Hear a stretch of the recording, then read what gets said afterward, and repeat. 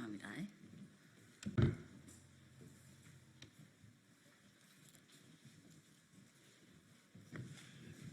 이렇게 딱.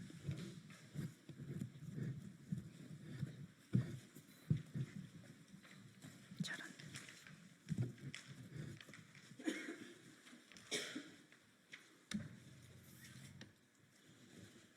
네, 조금 늦었습니다. 죄송합니다.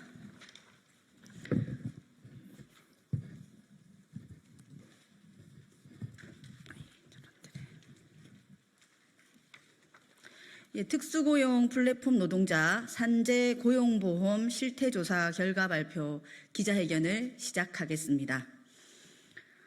먼저 참가해 주신 분들 소개해 드리겠습니다. 백남주 서비스연맹 정책연구위원님 오셨습니다. 정난숙 학습지노조 비대위원장님 오셨습니다. 손재광 학비노조 방과후 강사 분과장님 오셨습니다. 김순옥 가전통신 서비스노조 부위원장님 오셨습니다.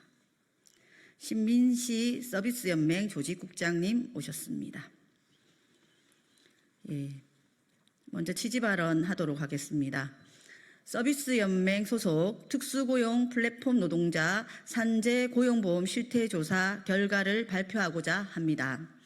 특수고용 플랫폼 노동자도 특례를 통해서 산재보험과 고용보험 가입이 의무화되었습니다. 하지만 여전히 근로기준법상 노동자와 똑같은 혜택을 받고 있지는 못합니다. 산재보험에 가입되어 있지만 휴업급여는 근로기준법상 근로자의 절반에도 미치지 못합니다. 근로자의 경우 사업자가 100% 납부하지만 특수고용 플랫폼 노동자의 경우 산재보험 50%를 납부해야 합니다. 업무상 질병을 인정받기도 어렵습니다. 고용보험에서도 차별을 받습니다. 보장액은 낮고 비자발적 퇴사를 입증하기도 어렵습니다. 실업급여를 실제로 수령하기 어렵다는 말입니다. 플랫폼 노동자의 경우 육아휴직에서도 예외로 됩니다. 이번 실태조사에서도 특수고용 플랫폼 노동자의 이런 고충이 잘 드러나 있습니다. 내일부터 환경노동위원회 국정감사가 시작됩니다. 이번 국정감사에서 산재 고용보험의 사각지대를 메우기 위해서 노력하겠습니다. 발언 순서를 말씀드리겠습니다. 실태조사 결과 발표 및 제도 개선 제안을 백남주 서비스연맹 정책연구위원님께서 하시겠습니다. 현장 발언 첫 번째 김순옥 가전통신 서비스노조 부위원장님이 하시겠고요. 현장 발언 두 번째 정난숙 학습지노조 비대위원장님께서 하시겠습니다. 현장 발언 세 번째 손재강 학교 비정규직노조 방과후 강사 분과장님께서 하시겠습니다. 예, 순서대로 발언 이어가겠습니다.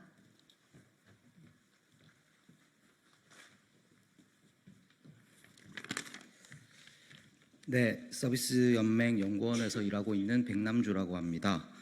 저희가 취지 발언해 주셨던 것처럼 이제 특고 노동자들이 좀 안전망과 노동 조건 보호를 위해서 여러 사회적 논의들이 이루어지고 있는데, 그 중에 이제 하나로 산재 보험과 고용보험이 이제 확대 적용되고 있습니다. 업종이 늘어나고 있는 상태이긴 한데, 현장에서는 여전히 이제 좀 이거 왜 우리가 가입해야 되지 하는 등등의 불만의 소리들도 존재하는 게 사실이고, 실제로 일반적인 근로자와 특고 노동자가 이제 사회보험이라고 하는 거는 이제 어떤 고용 형태와 관계없이 보편적인 이런 권리로서 누려야 하는 부분이 있다고 생각이 드는데, 그런 게 아니라 차별적인 이런 부분들이 존재하는 게 현실입니다. 그래서 서비스연맹에서 이제 설문조사를 좀 진행을 했고요.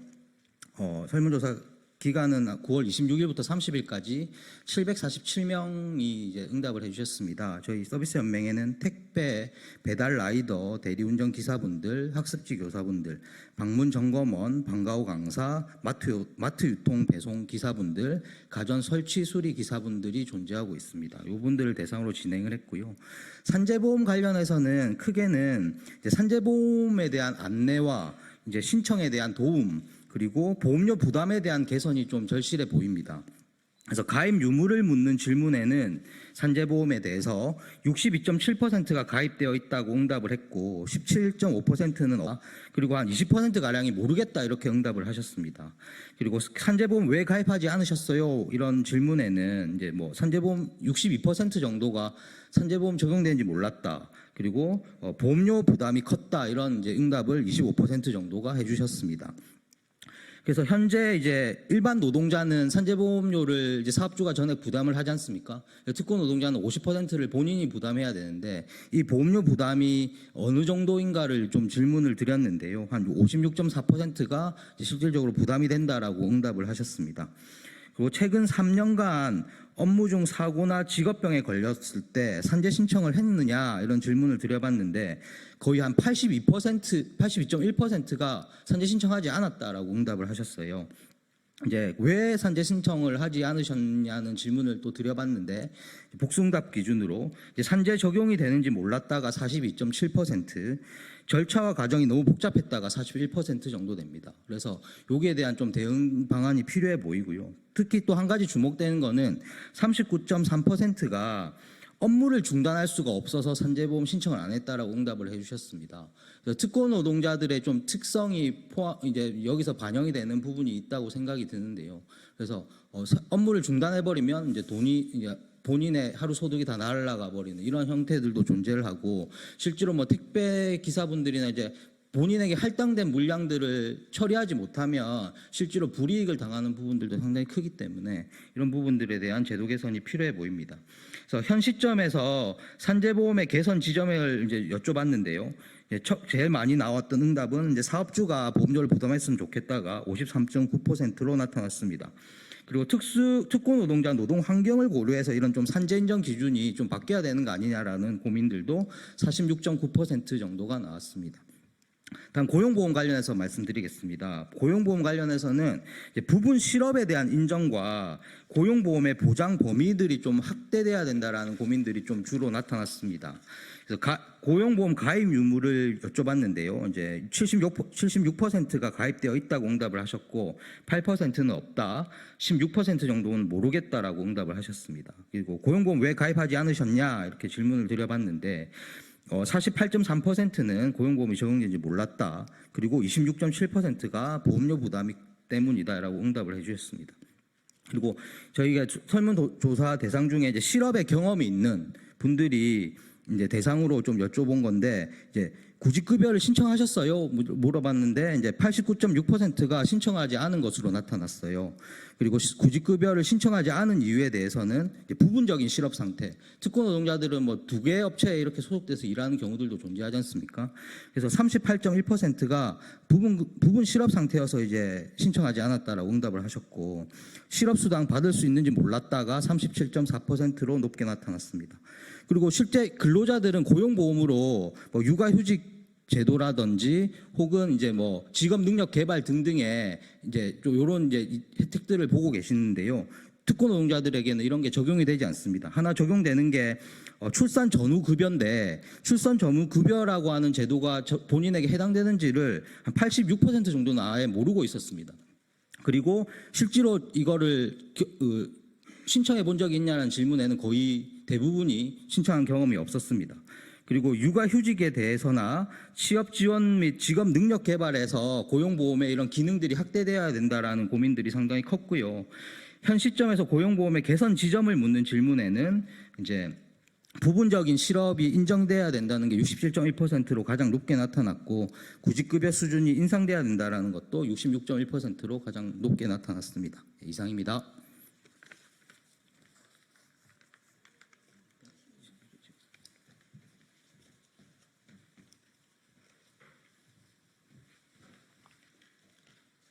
네, 안녕하십니까.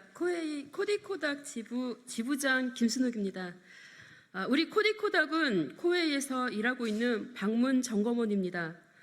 고객들 대부분은 회사의 유니폼을 입고 코웨이를 위해 일하고 있어 우리를 코웨이 정규직으로 알고 있지만 우리는 소득의 3.3%를 세금으로 내고 있는 특고 노동자들입니다. 사회보장제도의 사각지대에서 늘 그림자처럼 일하고 있는 우리들도 21년 7월부터 고용보험에 가입할 수 있게 되었다는 소식에 뛸 듯이 기뻤던 기억이 납니다. 그러나 시간이 지나면서 고용보험에는 가입되어 있지만 우리에게는 크게 도움이 되는 것 같지 않다는 현장의 불만들이 쌓이기 시작했고, 퇴직을 해도 실제 실업급여를 탔다는 사람을 찾기도 어려웠습니다. 임금 근로자의 고용보험과 우리가 적용받는 고용보험을 비교해보면 헐뿐인 고용보험이라는 생각이 들고, 정부가 만들어낸 고용보험마저도 우리를 차별하고 있구나 하는 생각에 참담한 심정입니다. 고용보험은 실업을 예방하고 고용의 촉진 및 노동자의 직무 능력 개발과 향상을 꾀하고 그가의 직업 지도와 직업 소개 기능을 강화하며 실업한 경우에는 근로자의 생활 안정과 구직 활동을 지원하는 데 목적이 있다고 고용보험법 1조에 나와 있습니다. 그러나 특고 노동자들이 가입되어 있는 고용보험은 고용보험법에 나와 있는 목적에 부합되지 않는 것 같습니다. 실업한 경우 지원하는 실업급여의 경우 임금 근로자나 특고 노동자나 상한액은 6만 6천 원으로 동일한데 하한액은 3배에 가까운 차이가 납니다. 과연 2만 6천 원으로 새로운 직장을 구할 수 있을 때까지 생활할 수 있다고 생각하는지 묻고 싶습니다. 그마저도 우리는 실업급여를 받기도 어렵습니다. 통계에 따르면 방문점검원이 고용보험 가입자 수는 23,973명 중 실업급여를 수령한 사람은 97명에 불과했습니다. 우리 코닥의 경우 근로기준법이 아닌 이임계약서를 쓰는데 이임계약서에는 수십 가지의 업무 해약 사유가 있고 회사의 명예를 실추시켰거나 불완전 업무 처리를 한 경우 회사에 금전적 손해를 입혔을 때 등 포괄적인 업무 해약 사유도 있습니다. 그래서 고객이 클레임을 제기하면 상황에 따라서는 업무 해약을 당하기도 합니다. 이 경우 코디가 직접 코디 어플에서 업무 해약을 누를 것을 강요당하기도 하는데 자발적 업무 해약으로 처리됩니다. 요즘엔 무분별한 코디 충원으로 계정이 보장되지 않아 고용보험에 가입하지 못하는 경우도 많고 급여로는 생활이 보장되지 않아 스스로 그만두는 경우도 많은데 고용보험에는 30% 이상 수입이 줄었을 때 고용보험을 받을 수 있다고는 하지만 수입이 일정치 않다 보니 이 요건에 맞추기도 어려운 게 현실입니다. 또한 코디의 수나 코디 업무 해약과 등록이 조직장들의 평가에 반영되고 평가는 곧 급여와 직결되기 때문에 조직장들에 따라 코디가 퇴사를 해도 처리를 해주지 않는 경우도 있어 퇴직을 해도 실업급여를 받지 못하는 경우도 있습니다. 이처럼 퇴사 시 다양한 상황들이 많아 실업급여가 본래의 취지에 맞게 적용되기 위해서는 퇴사의 기준을 임금 근로자와 같은 기준으로 볼 것이 아니라 다양한 퇴사의 사유를 인정해 줘야 합니다. 이 밖에도 출산 휴가 시 받게 되는 급여액도 임금 근로자와 차이가 크고 육아휴직이나 직무능력 개발을 위한 지원은 아예 빠져 있는 등 임금 근로자에 비해 보장이 너무 제한적이라 결국 고용보험이 우리와 같은 특고 노동자들에게는 또 하나의 차별일 수밖에 없습니다. 요즘 양질의 일자리가 줄고 특고가 양상되고 있고 저출산이 심화되고 있는 상황에서 본래 고용보험의 목적과 취지를 잘 살리기 위해서는 제도 개선이 무엇보다 시급하다고 생각합니다. 감사합니다.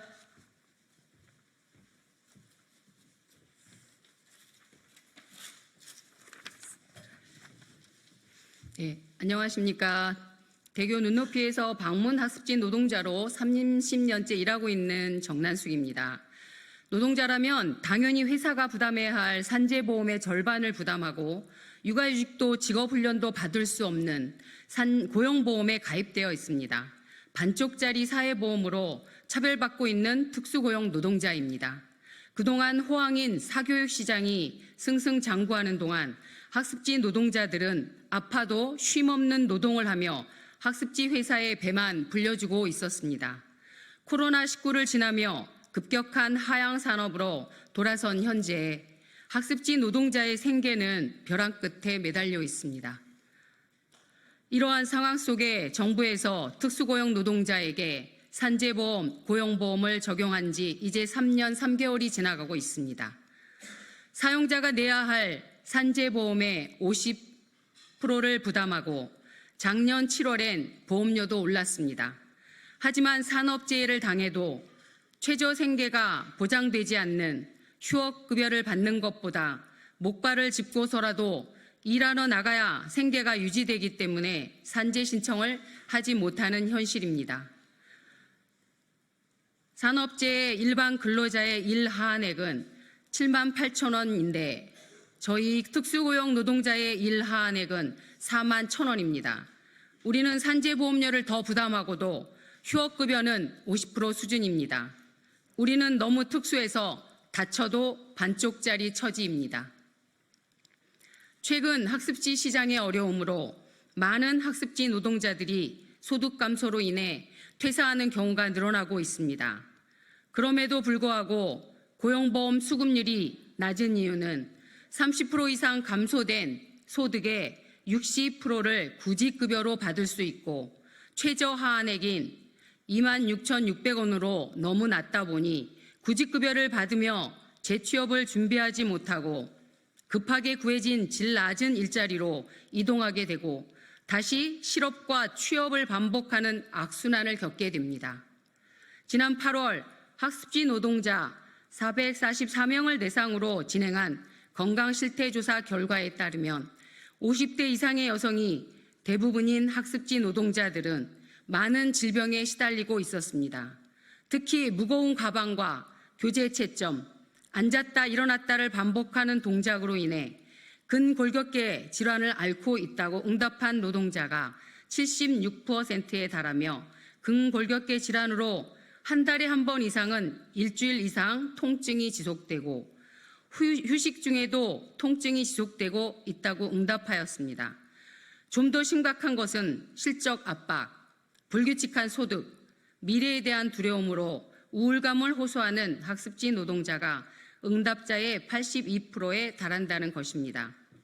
설문조사에서 노동자들은 산재 신청 절차가 까다롭고 번거롭고 요양급여가 실제 생계에 도움이 되지 않아서 수업 업무를 중단할 수 없고 대체 관리도 힘들어서 회사 관리자가 신청하지 못하게 하는 등 산재 신청을 하지 않는 이유를 꼽았습니다. 우리 학습지 노동자들은 산재보험이 일하다 다치거나 아픈 노동자들 누구나 충분히 쉬고 치료받을 수 있는 제도로 정착되기를 바랍니다. 그러기 위해선 학습지 노동자들이 겪고 있는 직업 환경의 위험이 무엇인지, 이로 인해 발생하는 사고와 질병이 무엇인지 찾아내는 것부터 시작해야 합니다. 산재보험의 가장 큰 역할은 예방입니다. 일하는 노동자 누구나 사회보험을 평등하게 적용받을 수 있도록 특수고용 플랫폼 노동자의 사회보험 차별 철폐를 위해 국회가 제도 개선에 적극 나서길 바랍니다. 감사합니다.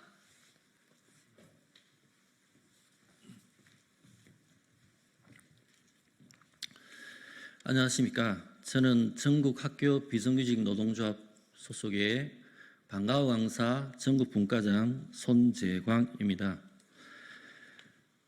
지난 2024년 8월 시사인 882호 단독 보도로 나온 특수고용직 실업급여 누가 얼마나 받았나 보니라는 기사에 따르면 2021년 7월 이후 고용보험 의무 가입된 19개 직종 노무 제공자의 올해 1월에서 5월까지 가입자 대비 실업급여 수급자 누적 비율은 0.683%에 지나지 않으며 이것은 일반 노동자 수급률 6.246%의 약 9분의 1 수준으로 고용보험 체계의 경직성으로 야기된 사각지대가 도처에 있다고 진단했습니다.